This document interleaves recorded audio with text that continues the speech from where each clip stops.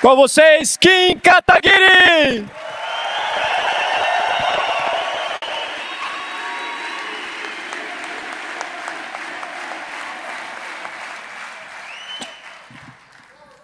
Boa tarde a todos. Gente, é com muito orgulho que eu sou anunciado hoje como o primeiro membro da equipe ministerial do governo Renan Santos.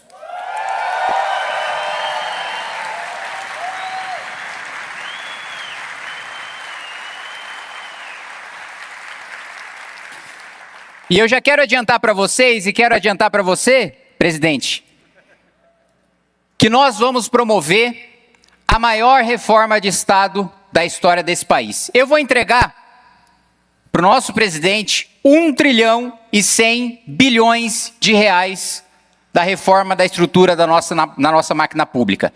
Tudo que eu quis fazer nesses quase 8 anos de mandato como deputado federal, agora vou fazer como ministro de Estado, junto com o presidente Renan Santos. A PEC dos supersalários, acabar com férias de 60 dias, acabar com todos aqueles que recebem mais do que 46 mil reais por mês, fazer um programa nacional de desfavelização, garantir que o presidente tenha recurso para fazer o maior presídio de todas as Américas, garantir que a gente tenha uma política de Estado pela primeira vez de investimento em inteligência artificial, em ciência e tecnologia, acabar com a desigualdade social dentro do próprio funcionalismo público, a desigualdade salarial, fazer com que as carreiras tenham salários compatíveis com a iniciativa privada, promover o maior corte de gastos da história do país e o corte de gastos a ser revertido na transformação do Brasil como um país rico. Quem lê o Livro Amarelo sabe das nossas missões, do Brasil poderoso, do Brasil rico, do Brasil livre. A convite do Renan coube para mim uma das missões mais difíceis, que é trabalhar com o Brasil rico. O nosso ministério vai ser um ministério transversal. Vai ser um ministério que vai passar pelo Ministério da Gestão, vai passar pelo planejamento, vai passar pela Casa Civil, pelo trabalho, pela Previdência. A gente vai ter um trabalho muito grande para fazer. E diferente da covardia que nós vimos nessa semana com o Flávio Bolsonaro, nós não teremos vergonha de defender publicamente o remédio amargo. Não contem comigo para ser covarde de promover pauta populista e de esconder que nós vamos ter sim que fazer reforma previdenciária, que nós vamos ter sim que rever os pisos da saúde e educação. Porque qualquer um que vença a presidência da República vai ter que fazer, mas só a gente não comete o estelionato eleitoral de mentir para a população, de ir para a campanha dizendo que a gente não vai fazer. E ao longo dos próximos 2 meses, eu vou ter o trabalho de coordenar e de trazer para a equipe econômica e de anunciar para vocês os membros da futura equipe econômica do governo Renan Santos. Eu não fiz convite e eu não conversei com nenhum deles. Vou passar a trabalhar a partir de agora. Mas eu adianto que, como eu sempre fiz como deputado federal, eu vou me cercar dos melhores. Eu vou me cercar daqueles que entendem de cada um dos assuntos que a gente precisa para transformar esse país num país desenvolvido. Cada um deles estará na nossa equipe. Eu sempre li e sempre escutei e vou continuar escutando e convido a continuar falando comigo e a continuar trabalhando junto com as nossas ideias, agora não como deputado, mas como ministro de Estado. E quero dizer que eu vou beber da fonte de Marcos Lisboa, de Samuel Pessoa, de Zeina Latif, de Mário Mesquita, de Mansueto Almeida, de Marcos Mendes, de Helena Landau, de toda a equipe do Plano Real.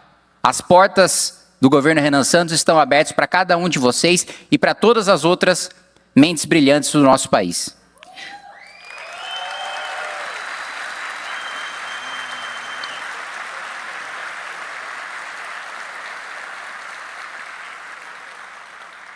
E o anúncio de hoje, ele é calcado numa certeza de que nós vamos vencer as eleições presidenciais deste ano e nós vamos governar este país, e não só por um mandato. E nós teremos todo o tempo para transformar o nosso país no país desenvolvido que a gente quer. E é com esse espírito de fazer história. Aliás, antes de falar do espírito de fazer história, eu quero fazer um relato pessoal para vocês. Até aproveitando que minha mãe, que olha agora, está aqui. Eu sempre gostei muito de língua portuguesa. E uma vez eu participei de um campeonato de conjugação verbal. Eu cheguei animado em casa, Pedro, falando: papai, pai, participei do campeonato, pô, ganhei. E aí o meu pai: que legal, filho, primeiro lugar? Aí eu: não, pai, segundo. Aí ele: ah. E aí, conversando com a minha irmã, depois que meu pai faleceu, ela falou aqui: essa cobrança que o pai sempre teve em relação a gente, essa era a maneira dele demonstrar que nos amava. Era a maneira dele nos preparar para o que é que viesse, para a decisão que a gente quisesse tomar no futuro da nossa vida. E a minha mãe tinha um jeito diferente de me preparar. A minha mãe me colocava na linha, a minha mãe garantiu que eu ficasse longe de gente mau caráter, mas acima de tudo a minha mãe garantiu que eu não fosse covarde.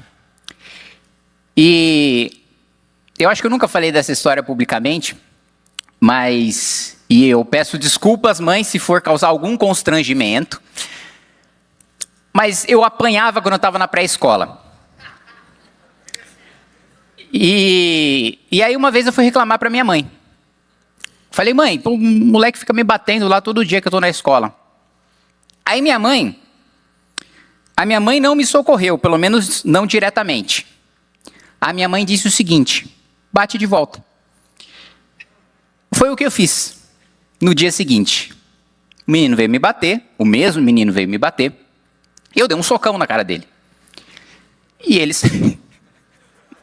Gostou, Arthur? Deu um socão.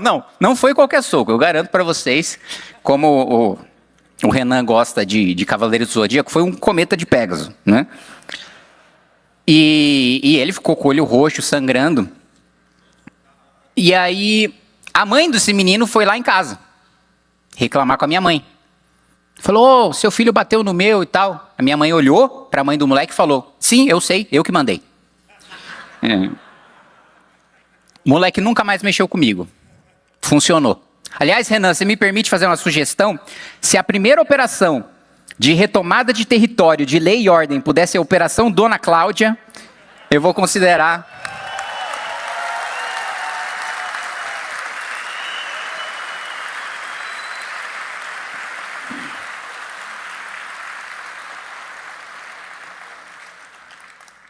Então, a maneira que meus pais tinham de demonstrar o amor por mim era me preparar para a vida.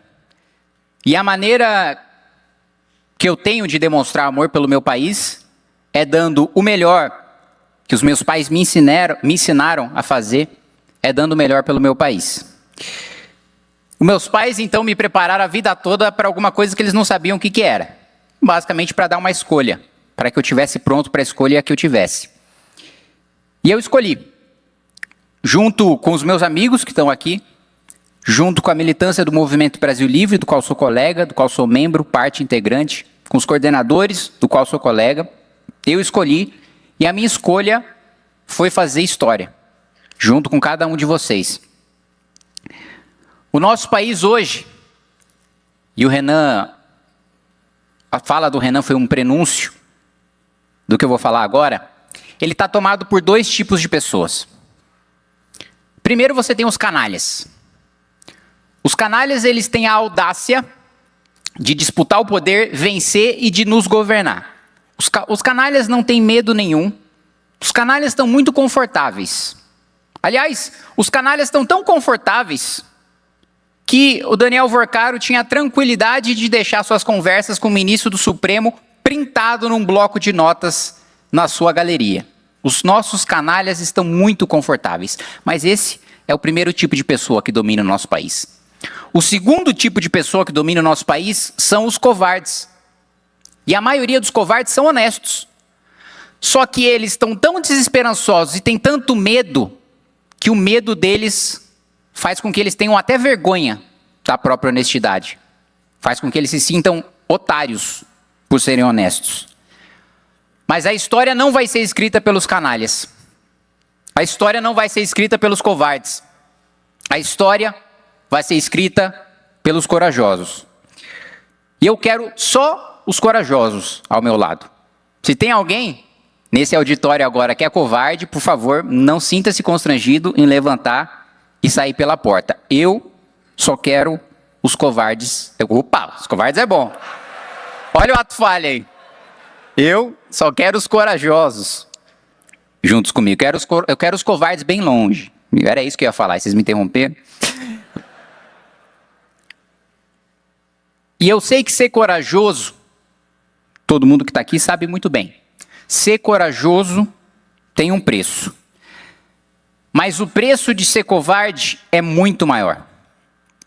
O preço de ser covarde é você estar nos últimos momentos da sua vida, olhando para o seu passado, olhando para tudo aquilo que você fez e se arrepender de ter deixado como único legado a miséria da sua própria alma.